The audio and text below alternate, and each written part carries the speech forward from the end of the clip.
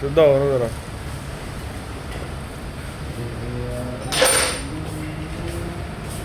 ਭਾਈਜਾਨ ਇਹਨਾਂ ਕੀ ਲੈ ਜਾਂਦਾ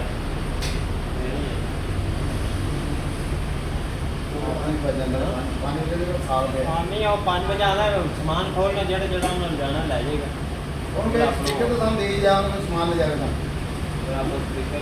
एक तो वैसे ही टूट गया ना एक है